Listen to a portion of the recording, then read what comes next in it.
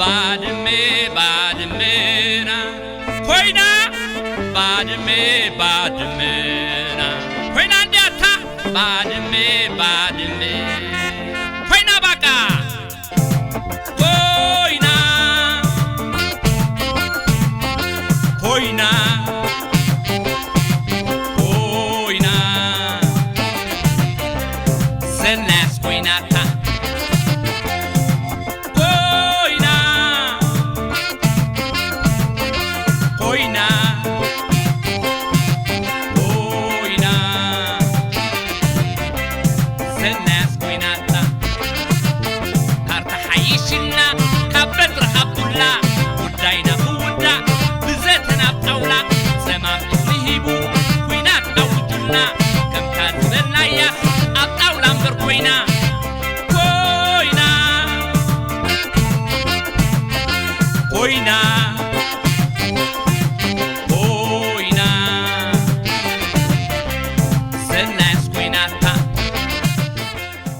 ሰላም ኩብራትን ኩብራንን ተኸታተልቲ ኤሪትሪያ ሚድያ ኔት አስመራ ንሎሚ ባድመና ንዘንተ ዕለታት ዛይድና ብዝብል ዘዳለናያ ትሕዝቶ ሒዝና ኣብ ሰዓትና ተረኺብና ኣለና ኩብራትን ኩብራንን ተኸታተልትና እዛ ሰሙን እዚኣን እዘን ሳልስተ እዚኣተንን ቅድሚ 21 ዓመታት ማለት ኣብ 13 ሚያዝያ 2002 ኮሚሽን ዶብ ኤርትራን ኢትዮጵያን ብወግዒ መሬት ባድመን ከባቢውን ናይ ኤርትራ ምዃኑ ዝሓበረሉ እዋናትን ከምቲ ዝዝከር ብ13 ሚያዝያ 2002 ኮሚሽን ዶብ ኢትዮጵያን ኤርትራን ብወግዒ ነዚ ውሳኔኡ ምስ ሃበ ኣድቂቑ ዘይሓስብን ከም ህውኽ ዝብኢ ቀርኒ ዝነክስን ጭፍራ ማለሊት በቲ ናይ ሽዑ ሚኒስተር ጉዳያት ወፃኢኡ ዝነበረ ኣብ ኩናት ትግራይ ብምዑታት ቅድሚ 2 ዓመታት ዝተሰናበተ ነፍሲሄር ስዩም መስፍን ኣቢሉ ባድመን ከባቢኡን ዝርከቦ ዝሓተትናሉን ዘይሓተትናሉን ቦታታት ኤርትራ ናባና ብፍርዲ ኣትሎ ብምባል ንህዝቢ ብምሕሳው ደገፍቱ ናብ ጽርግያ ወፂኦም ከም ዝዕንድሩ ገይሩ ነይሩ እዩ እቲ ርግኣት ዝመለለይኡ መንግስትን ህዝብን ኤርትራ ግን ድሕሪ 3 መዓልታት ናይ ዝዕንደራ ብመገዲ ፕሬዝደንት ኢሳያስ አፈወርቂ ባድመን ከባቢውን ብልክዕ ኣብ ፍርዲ ናብ ዋናታቱ ናብ ኤርትራውያን ከም ዝተወሰነን በቲ ፍርዲኻ መንግስቲ ኤርትራ ዕጉብን በተቀያድን ናይ መወዳእታን ውሳኔ ከምቲ ኣቐዲሙ ዝፈረመሉ ቁዩድ ብምዃኑ ንትግባሪኡ ብሓጎስ ከም ዝተሓጋገዝ ኣፍለጠ ኣብ ፍርዲ ናይቲ ኮሚሽን ዶብ ኤርትራን ኢትዮጵያን ብምምርኳስ ፕሬዝደንት ኢሳያስ አፈወርቂ ድሕሪ ዝሃቦ መግለጺ እቲ ቀርኒ ዝነክስ ጭፍራ ወያነ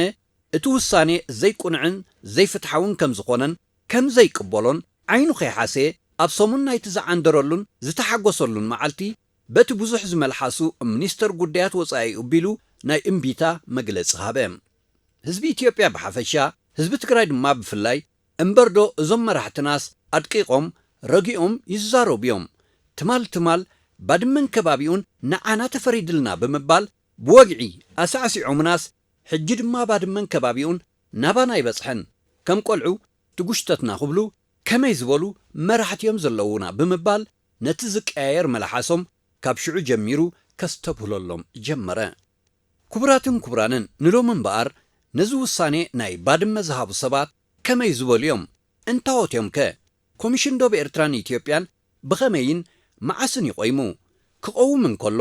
ኣውሓስተ ሃገራትን ኣህጉራውያን ውድባትን ኣየኖት ነበሩ ኤርትራን ኢትዮጵያን ከ እቲ ኮሚሽን ምስ ቆመ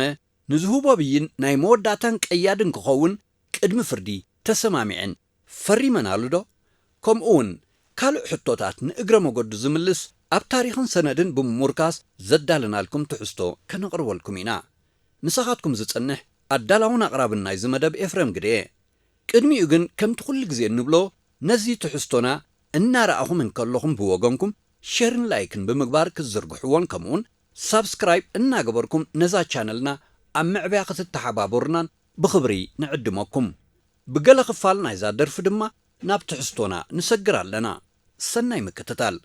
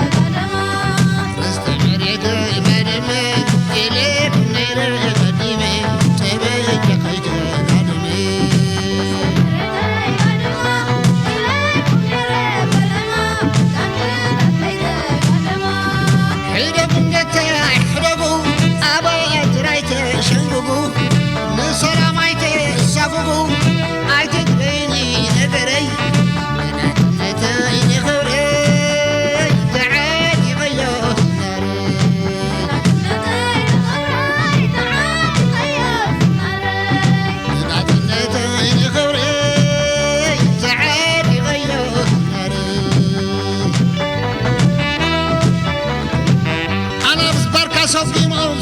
كم يقدمهم أنا بالصحل نقيرهم كم تعملهم أنا بسنايدش كتيتهم برين عدقيتهم أنا بالسنحي ترعلو منا دبلو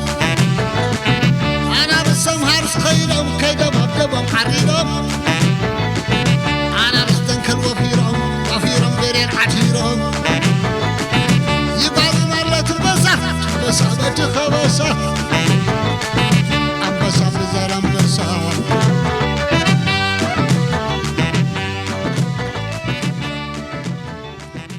جاندا مالليت أب جنبو شحن شعات ميتن تسعين شمونتن كوينات أب لعلي إرترا خفتن كله قدم زفت أمتا توارا حبيلو أب كبابي هاقراوبات إيرانا ناقفا استحتمو الأوانات مالت أب شحن شعات ميتن تسعين شوعاتن عمتمرت أب دوبات إرتران إثيوبيان نإرتراوያን ሸቃጦ ወይ ነጋዶ ከከላብት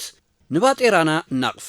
ናይ ኣስላም ብሄራት ኤርትራ ስእሊ ስለ ዘሎ ኣብ ኣብያተ ክርስቲያናት ናይ ኢትዮጵያ ከይተረፈ ኮሞባእ ከኣቱ ዝብል ድሑራት ተሓሳስባ ክዝርግሕን ከተግብርን ጎንኻ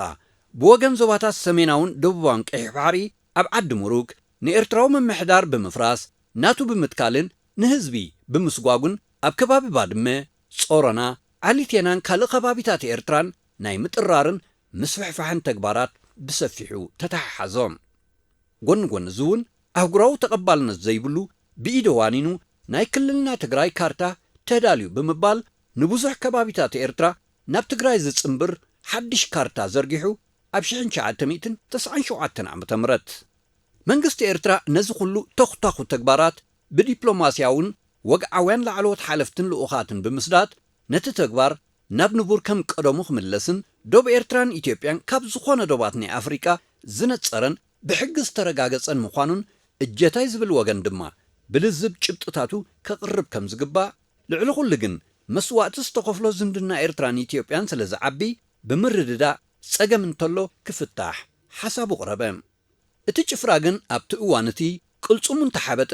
ዝሓየለ ስለ ዝመሰሎን ብድሕሪት ብምዃን ኣጆኻ ዝብሎ ወገን ስለ ዝነበሮን ነቲ ናይ መንግስቲ ኤርትራ ምኽርን ለባም ኣገባብን ክቕበሎ ሳይኮነን ክሰምዖውን ኣይደልየን ወተሃደራውያን ላዕለዎት ሓለፍቲ ዝርከብዎም ልኡኽ ኤርትራ መልእኽቶምን ሓሳባቶምን ንመራሒ ጭፍራ ወያነ ነበር መለስ ዜናውን ጉጅሉን ከብጽሑ ካብ ኣስመራ ኣብ ዝብገስሉ ዝነበረ እዋን ኣብ 6 ግንቦት 1998 ዓመተ ምህረት ነቶም ጠራሮ ዓሳክር ጭፍራ ወያነ ምጥራሮም ከቋርጹን ኤርትራውያን ካብ ዓድታቶም ካብ ምፍንቃል ክሕየቡ ኣብ ከባቢ ባድመ ዝነበሩ ጉጅለ ሰራዊት ጭፍራ ወያነ ንምዝራብ ንዝቀረብዎም ወተሃደራውያን መኮንናት ኤርትራ በድራጋ ጠያይት ንኹላቶም ቀተልዎም እቶም ንምዝራብ እምበር ናብ ኩናት ዚኣተው ሽዑ ብፍላጥ በድራጋ ጠያይት እናተዘራረብዎም እንከለው ብጭፍራ ማለሊት ኣብ 6 ግንቦት 1998 ዝተቀትሉ መኮንናት ኤርትራ ብብዝሒ 8 ኮይኖም ኣስማቶም ካ እድሪስ ጅምዕ ዑመር علي محمد صالح زرعي عقبة سلاسي والدقابر زرع أبروخ برهان حدقو نايزجي أسرات قبر هيوت أسمرون بلاي قبر خيدان قبر برهان يرقاو منقشة كم اون تولد سقاي تصفو زتبهالو تقادلتيم بدحرزس أخلا منقست إرترا كتنقاقن اتو قداي شفرا ويانا كونيلوني إرترا بورار كتكع مخوانن برهالوم يخون بر سراويت إرترا كتنقاقن بر نقزي في كوينات ኣይተሃንደደን ሕኒኡ ዘይፈዲ ወዲ ኣድጊ ዲ ዝበሃል ሰራዊት ኤርትራውን ነቶም ንመኮንናቱ ዝቐተሉን ነቲ ገበን ዝፈጸሙን ኣብቲ ከባቢ ዝነበሩ ሰራዊት ጭፍራ ወያነ ሽዑ ንሽዑ ብዕፅፍታት ኣባዚሑ ትሕቲ ምድሪ እእትይዎም እዮም ሓይልታት ምክልኻል ኤርትራ ደላይ ሰላም እምበር ደም ኣባላቱ ፈሲሱ ስቕ ኢሉ ዝሓድር ሰናፉን ኣይኮነን ካቢኔ ሚኒስትራት ጭፍራ ወያነ ኣብ 13 ግንቦት 1998 بعلو صحتار خوينات كنسو نإرترا كم صحتاريت بمخصاص أبلعلي إرترا أدلاي زبلو وتهدراو سقمتي خوصد مسناي مقوعبوعو والسينيوم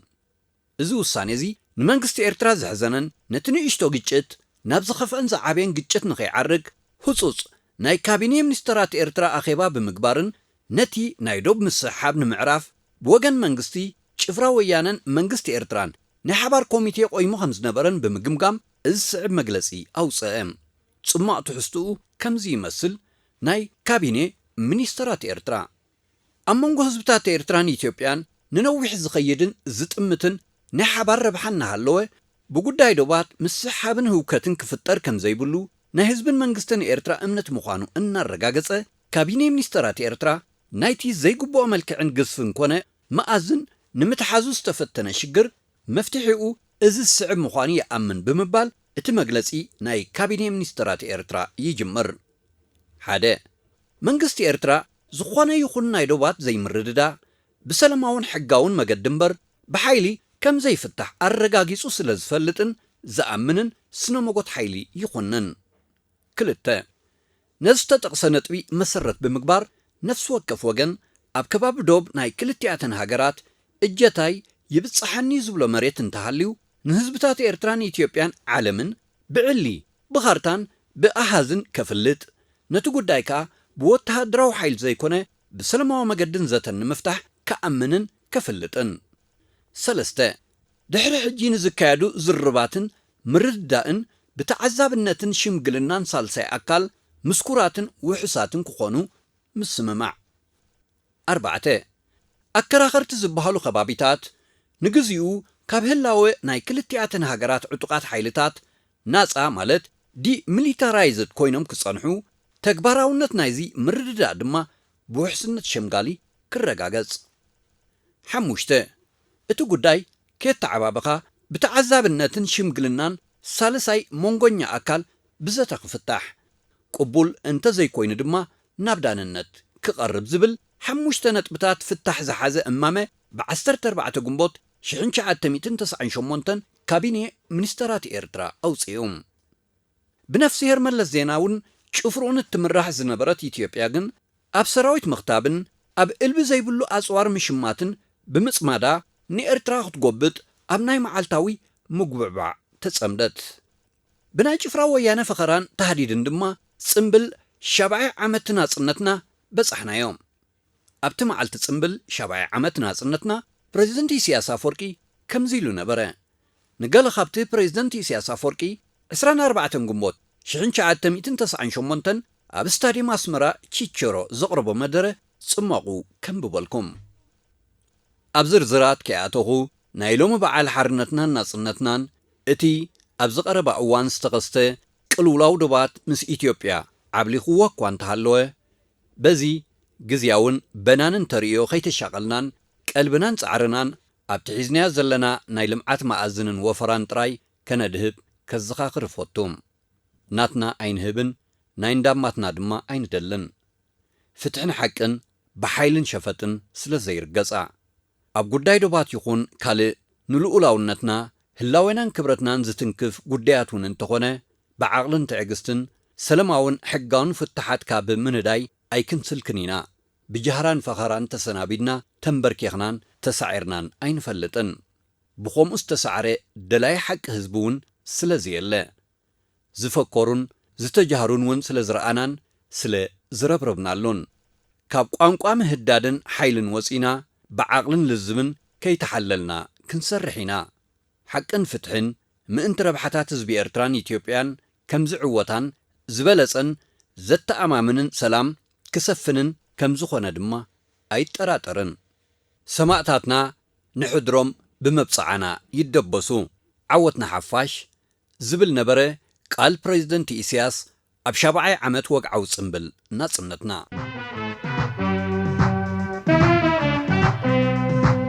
ናናይ ንህብ ዘይናትና ናይ ንደለፍ ስጋቦይ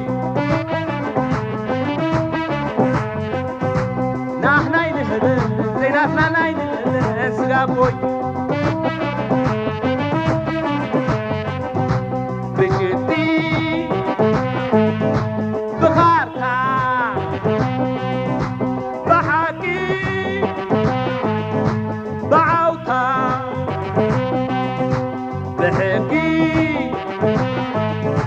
ናይ ዓለም መሬትና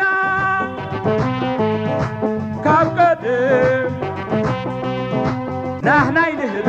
ዘይናህና ናይ ንደልን ወላሂ ብመንጎኛ ብዓራቂ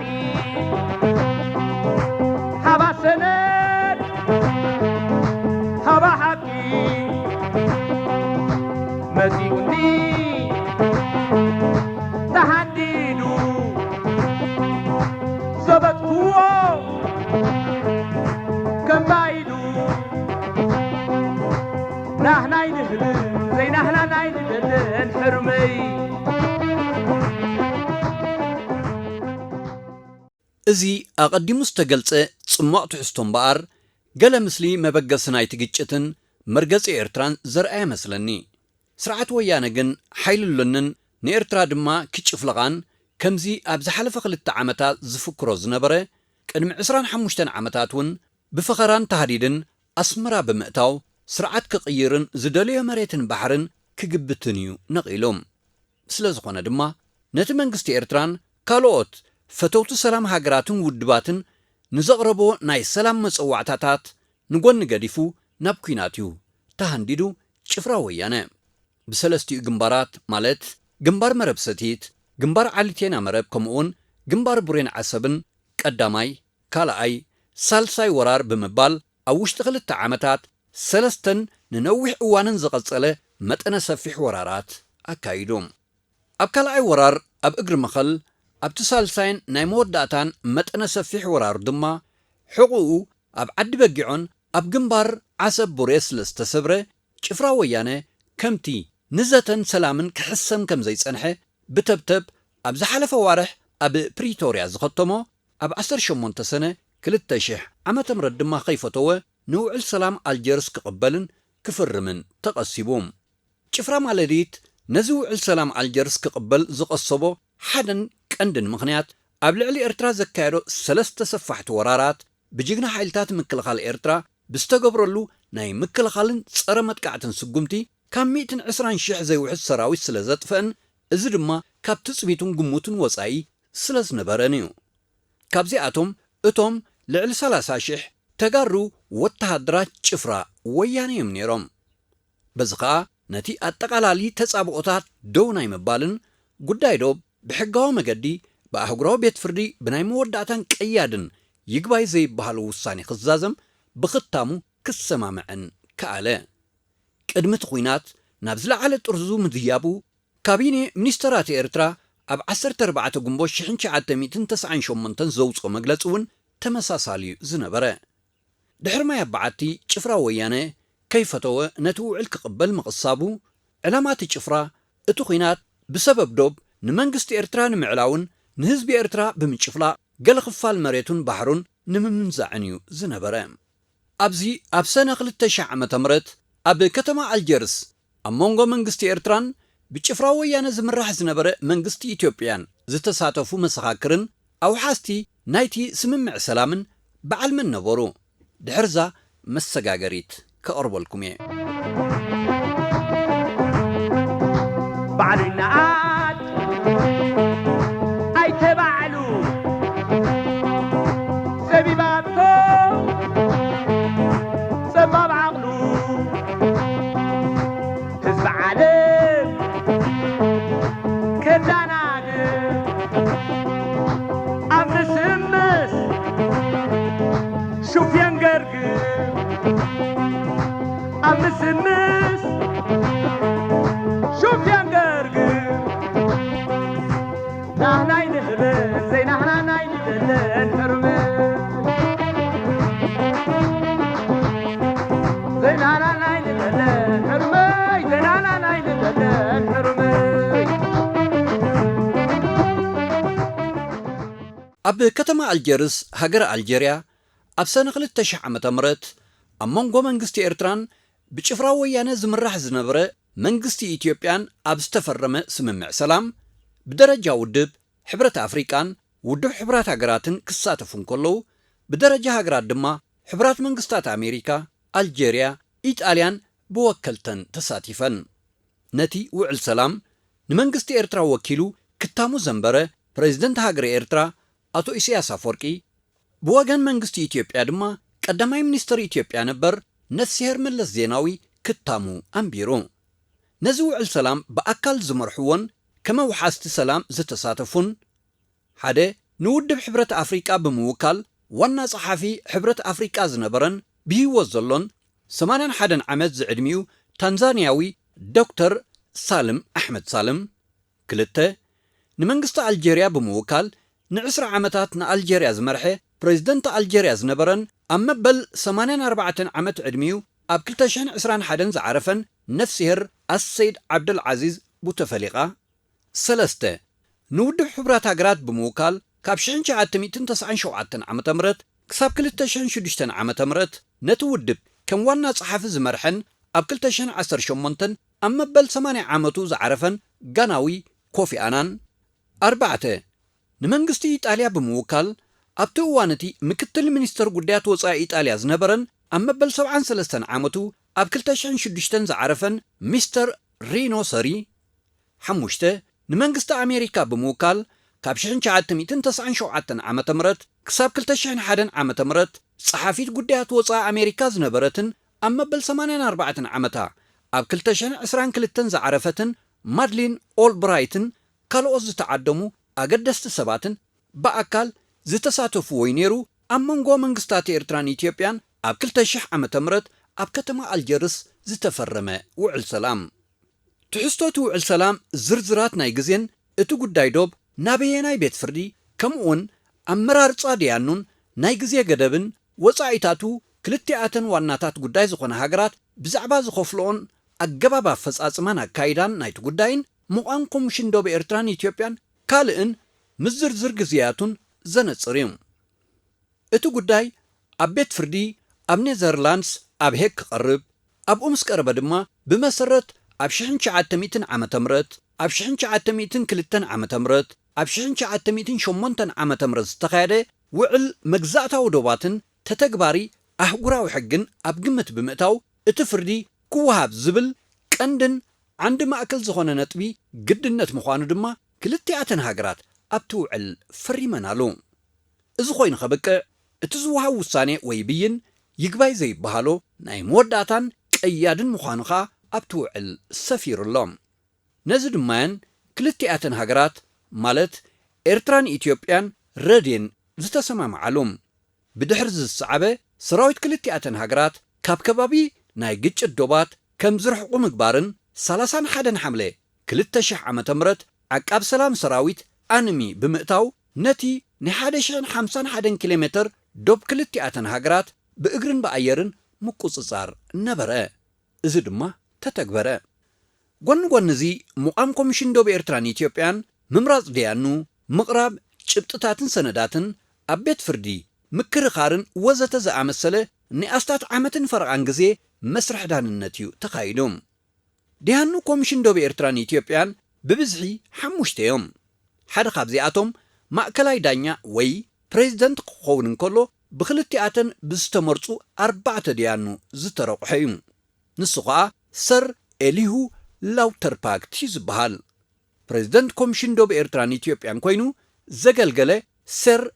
ኤሊሁ ላውተርፓክት ብደረጃ ዓለም ሓደ ካብ ፍሉጣት ዝተምሃሩ ጠበቃታት ኮይኑ ኣብ ኣህጉራዊ ሕጊ ፍሉይ ክእለት ከም ዘጥረየ ይንገረሉ እዩ እዚ ብስሙ መስራቲ ማእከል ኣህጉራዊ ሕጊ ኣብ ዩኒቨርሲቲ ካምብሪጅ ዝኾነ ሰር ላውተርፓክት እንግሊዛዊ ኮይኑ ኣብ መበል 89 ዓመት ዕድሚኡ ኣብ 2017 ዓመተ ምህረት ዓሪፎም እቶም ዝተረፉ 4 ድያኑ ግን ነፍሲ ወከፍ ሃገር ከክልተ ኣህጉራውያን ድያኑ ብምርቋሕ ትቐርብ ካብዞም 5 ድያኑ ኮሚሽን ዶብ ኤርትራን ኢትዮጵያን ብወገን ኤርትራ ዝተመርጹ 2 ኮይኖም እዞም ዝስዕቡ ድማ እዮም ሓደ ፍሉጥ ጠበቃን መምህር ኣብ ዝተፈላለያ ዩኒቨርሲታትን ኮይኑ ዘገልገለን ወዲ 83 ዓመት ኮይኑ ዘሎ ኣሜሪካዊ ፕሮፌሰር ዊልያም ማይክል ሬዝማን 2 ፍሉጥ ዳኛን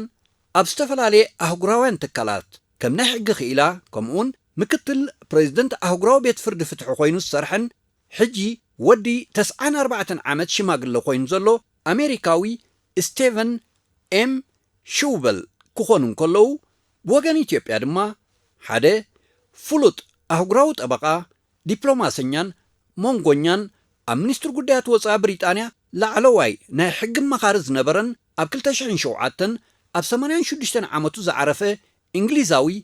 ሰር ኣርቱር ዋትስ 2 ፍሉጥ ዳኛ ዋና ኣኽባሪ ሕግን ሚኒስተር ፍትሒ ናይጀርያን ካልእን ብምዃን ዝሰርሐን ሕጂ ወዲ 89 ዓመት ሽማግለ ኮይኑ ዘሎ ፍሉጥ ናይጀርያዊ ፕሪንስ ቦላ ኣደሱምቦ ኣጅቦላ እዮም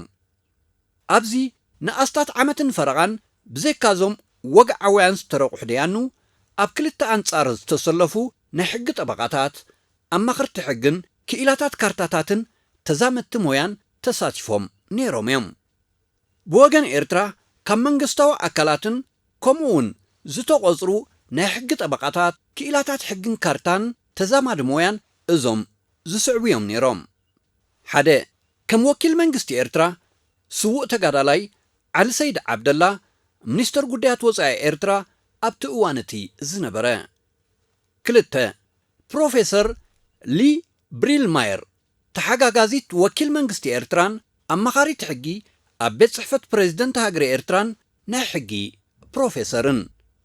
سلستا هوارد إم هولتزمان بروفيسور أهقراو حقي أبت تمرت حقي أب يونيفرسيتي يل 4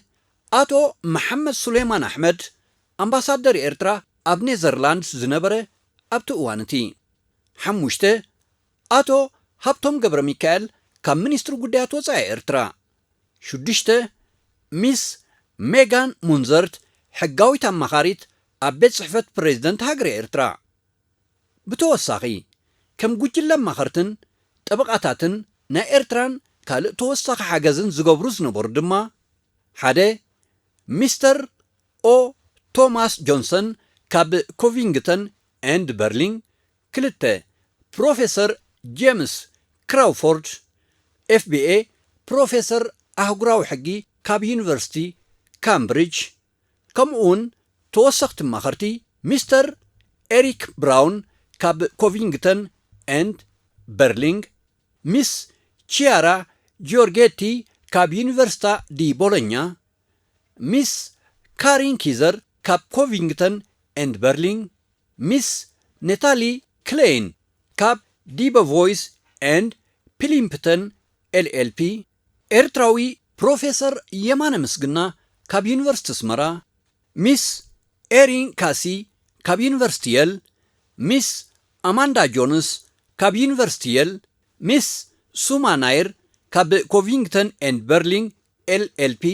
بحبار بمغان جبتتاتن سنداتن بمفتاشن مس أهقراو حقي بمزمادن إرتران قطعوت عبترا زنبرو منيم بوغان منغست إثيوبيا دما إزم صعبو كإلاتات حقي طبقاتاتن مهوراتن كمون وكلت منغست إثيوبيان تساتفهم نيروم حدا كم وكيل منغست إثيوبيا منستر قديات وزا إثيوبيا زنبره نسيهر سيوم مسفن كلتا كم تحقا غازي وكيل منغست إثيوبيا أمباسادر إثيوبيا أب سويزرلاند أب تقوانت زنبره أتو فسها يمر 3 دايركتر حقاو قديات أم منستر قديات وزا إثيوبيا زنبره أتو سيف سلاسي لما بتوساقي كم قجل لما خرتن طبقاتاتن نا إثيوبيان كالق توساق حاجزن زقبروز نبور دما مستر إيان براونلين كاب يونيفرسيتي أوكسفورد مستر دونوفان بيكارد كاب برنهارد ماكفيرسون اند هاند مستر رودمان باندي كاب إيفرشيدز LLP مستر لوريتا مالينتوبي كاب إيفرشيدز LLP مستر دايلان ديكورس كاب برنهارد ماكفيرسون اند هاند مستر سكوت إدموندز كاب انترناشنال مابينج أسوسيتس كولومبيا ماريلاند مستر روبرت ريزوتي كاب انترناشنال مابينج أسوسيتس كولومبيا ماريلاند مس شيرلي دان كاب إيفرشيدز LLP مستر تشارلز كلايبول كاب إيفرشيدز LLP مستر جاستين كولي كاب برنهارد ماكفيرسون اند هاند مستر غريكسون تومس كاب برنهارد ماكفيرسون اند هاند زتبهلو بحبار بمخان ጭጥታትን ሰነዳትን ብምፍታሽን ምስ ኣህጉራዊ ሕጊ ብምዝማድን ኢትዮጵያን ክትዕወት ዝከኣሎም ዝተማጎቱን እዮም ነይሮም ግን እቲ ቀንዲ ተኩሮም ክዕወትሉ ዝመደብዎ ባድመን ከባቢኡን ክዕወትሉ ይከኣሉን ተረቲዖም በትሪ ሓቅስ ትቐጥን እምበር ኣይትስበርን ስለ ዝኾነ حسد كوينا مهكلي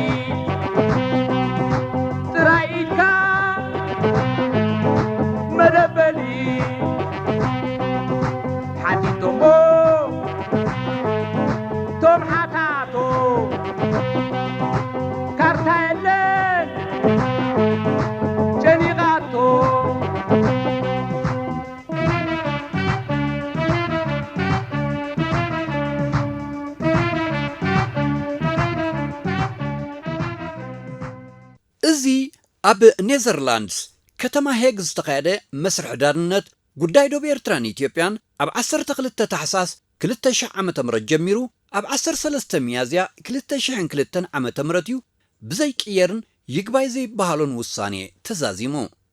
بزي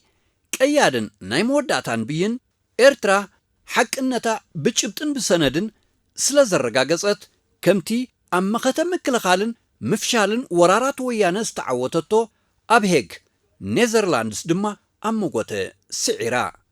إرترا هاقرنا نبهر من كبابيان حنصابن حوارون بحقن بخارتان كم كأدما ناتا جيراتا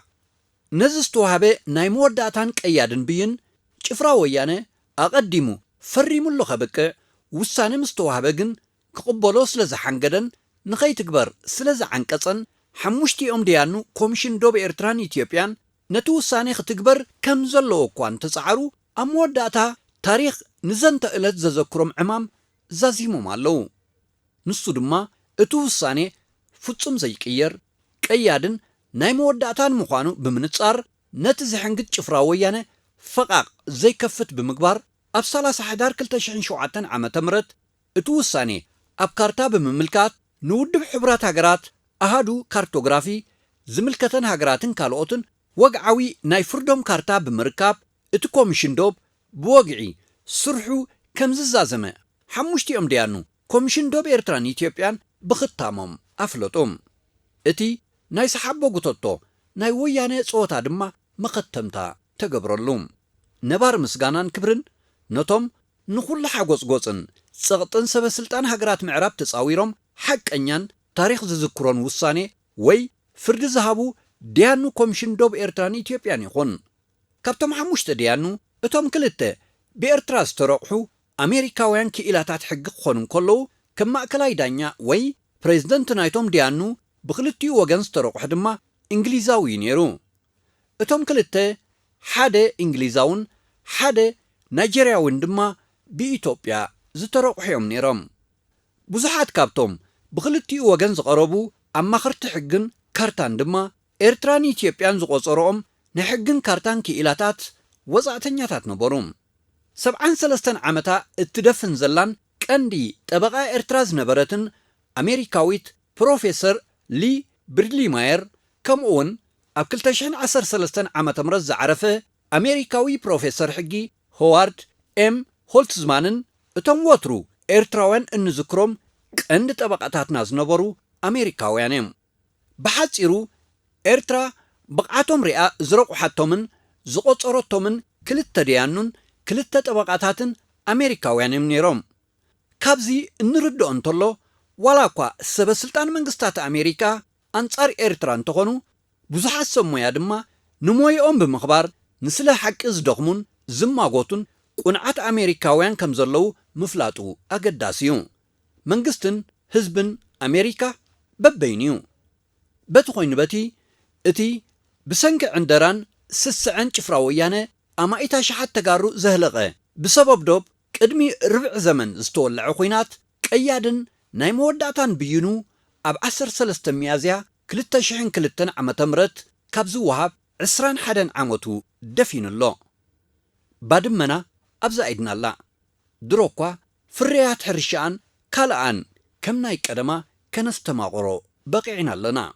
زل ألماو خبرن زخرن نتوم دوباتوم نزي مدفار بجا إرتران هزبان زخونو سمعتاتنا يخون موغوسن كبرن نتوم نقبر أكي تحت مريز زحدرو حيلتات مكالخال إرترانا كم اون مسغانا نتوم قنع فرد زهابو حموشت ديانو كوميشن دوب إرتران إثيوبيان يخون عوتنا حفاش تنقل تفحيسو وديت مسحقالمي توري ربلي وقول بعدمي فرتي تواهيبو عبهيك مستخدمي نحلال نخوينا تقول بعدمي خوينا خوينا خوينا زناس خويناتا صحب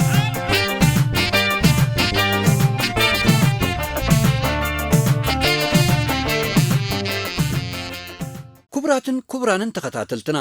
እዚ ትሕዝቶና እዚ ብብዙሓት ሰባት ከም ርእቶ ጽቡቕ ከም ዘሎን ንብዙሓት ድማ ይምህር ከም ዘሎን ብቴሌፎንን ኣብ መውሃቢ ርእቶን ይሕብሩና ስለ ዘለው ከምኡ እንተኾይኑ ድማ ናብ ካልኦት ኤርትራውያንን ፈተውቲ ኤርትራን ምእንቲ ክባጻሕ ብወገንኩም ነዚ ትሕዝቶ እዚ ክትርእይዎም ከለኹም ላይክን ሸርን ክትገብርዎ ክሳብ ሕጂ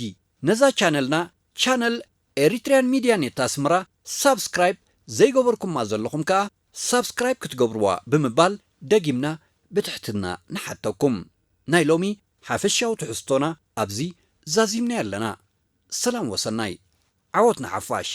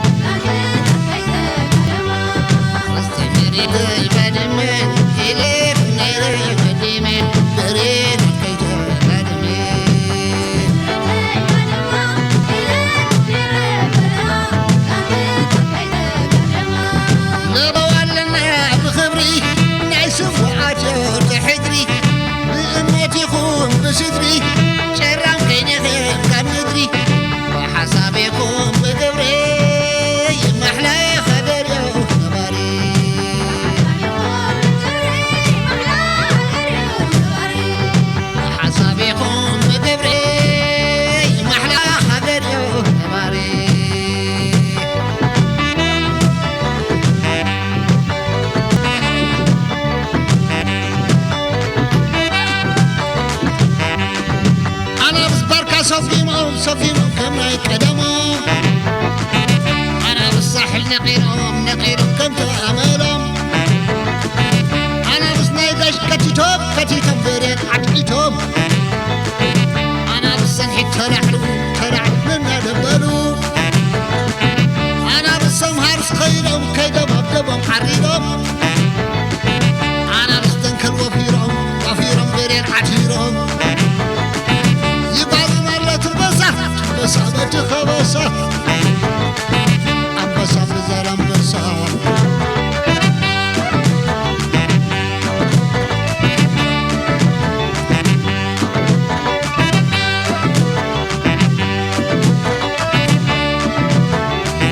قديم جيقنا بعد من قدات يركات سوا وليدا قرر كيبو موت ندا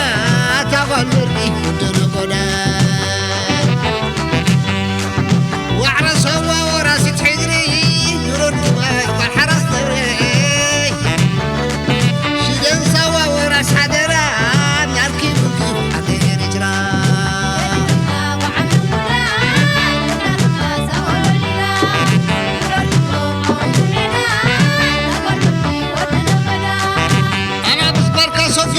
صفيهم كم ناي كلامهم أنا بالساحل نقيرهم كم تأملهم أنا بسناي قاش كتيتهم بريد عتقيتهم أنا بالسنحي تلعلو منا دبلو أنا بالسمهر سخيرهم كيدم أبدبهم حريدهم أنا بستنكر وفيرهم بريد عتيرهم تنبسة بعد خبصة تنبسة بزال أنبسة